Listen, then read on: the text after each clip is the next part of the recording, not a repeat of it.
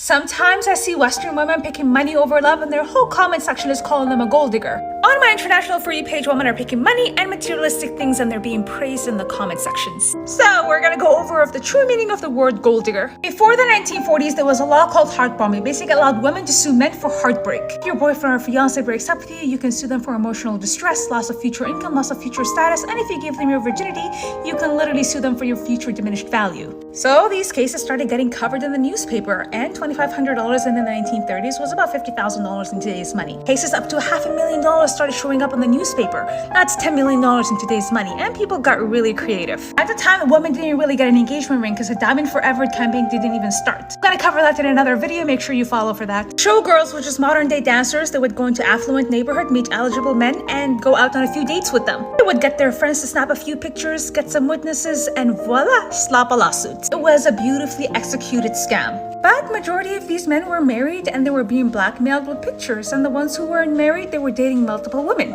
95% of these cases were legitimate cases, but New York alone was spending about $10 million a year in these cases. That's about $150 million in today's money. They started lobbying politicians, more in particular Roberta Nicholson. With the help of Governor Herbert Liam, his family owned Liam Brothers, which was one of the richest brokerages in America. They started this whole propaganda campaign through Hollywood and Broadway. Those were the influencers at the time. They managed to convince America's poor and middle class men that women who were feminists, sought independent, were using their beauty for evil. Keep in mind, America's poorest and middle class weren't even affected by these laws. It was the end of the gold rush, and they convinced feminists seeking women that if they want to be independent, they should only marry for love. It was literally a word that was created by white men to oppress white women because they wanted more independence and freedom. And they held them accountable. So in my international for you page, they don't get these gold digger comments because they still practice hypergamy, and that's when you marry for social status, money, for skill, education, stuff like that. If a man doesn't have financial or emotional intelligence, they don't even co-produce with them. And now women are the highest educated demographic. They have everything going for themselves, from success to money to education.